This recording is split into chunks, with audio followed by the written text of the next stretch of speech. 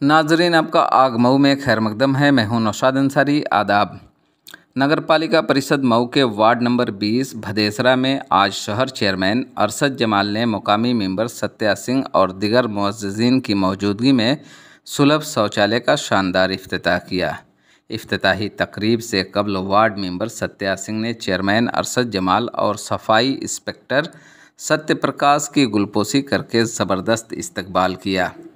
नकब कुसाई के बाद चेयरमैन अरशद जमाल ने कहा कि यह सुलभ शौचालय 15,30,000 रुपये की तखमीना लागत से बनकर तैयार हुआ है।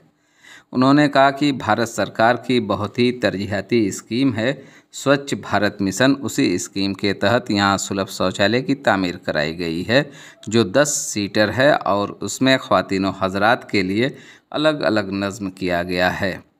अब हमारी कोशिश है कि इसको बहुत साफ़ सुथरा रखें।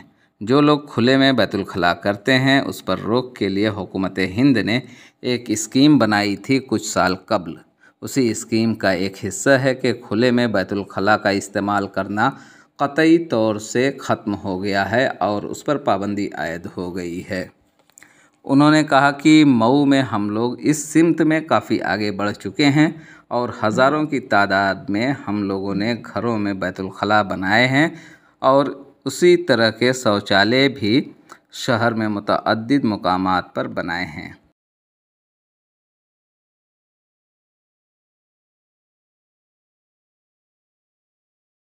और भी जहाँ जहाँ ज़रूरत होती है और लोग बताते हैं हमारे पास जगह दस्तयाब है, बजट की कोई दिक्कत नहीं है, हम लोग सुलभ शौचालय बनाने के लिए तैयार हैं। उन्होंने कहा कि आज के मौके पर हम एक पैगाम देना चाहते हैं कि सफाई तो सबकी ज़िम्मेदारी है, सिर्फ सरकार या नगर पालिका के चाहने से नहीं होगी। जब तक सफाई का आप खुद लुत्फ़ महसूस नहीं करेंगे तब तक आप सफाई के ख्वाहिशमंद नहीं होंगे। वार्ड मेंबर सत्या सिंह ने कहा कि हमारे यहाँ एक सुलभ शौचालय बनाया गया है जिसकी तखमीना लागत 15,30,000 रुपये है और यह इसीलिए बनवाया गया है कि लोग यहाँ पर आकर आसानी के साथ सुलभ शौचालय का इस्तेमाल करें।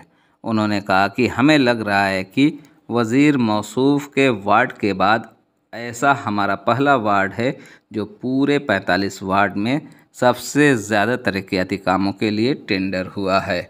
आइए नाज़रीन, हम आपको पूरी तफसीलात दिखाते हैं और सुनाते हैं क्या कहते हैं शहर चेयरमैन अरशद जमाल और वार्ड मेंबर सत्या सिंह। आग न्यूज़ के लिए मऊ से ब्यूरो रिपोर्ट। जी चेयरमैन साहब, बताएं आज किस तरीके का उद्घाटन था? ये वार्ड नंबर 20 भदेसरा है, वहाँ हम खड़े हैं।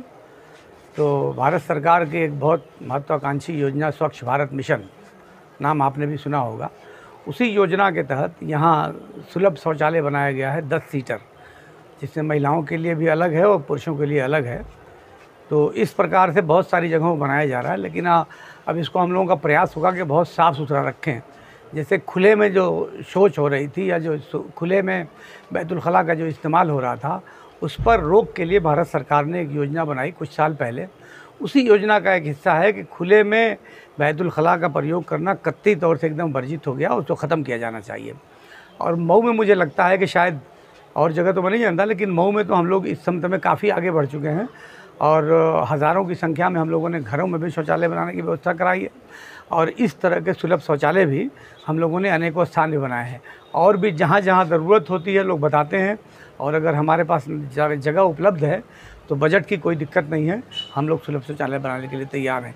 यहाँ आज के मौके पर एक संदेश ये देना चाहते हैं कि सफाई तो सबकी जिम्मेदारी है। सफाई सिर्फ सरकार या नगर पालिका के चाहने से नहीं होगी।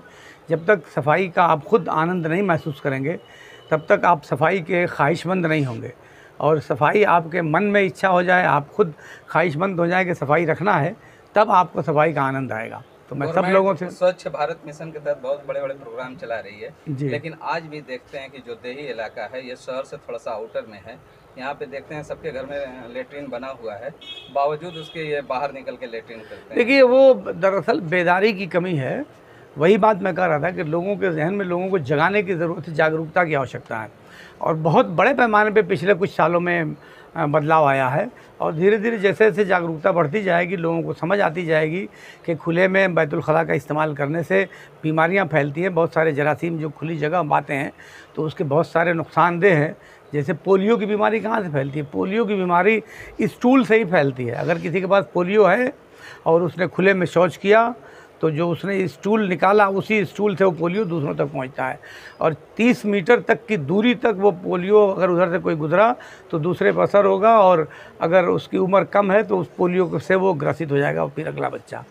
तो इसलिए बहुत सारी बीमारियों से बचना है तो कूड़ा कचरा से भी बचना पड़ेगा, खुले में शौच से बचना पड़ेगा, इन सारी चीज़ों की व्यवस्था करनी पड़ेगी।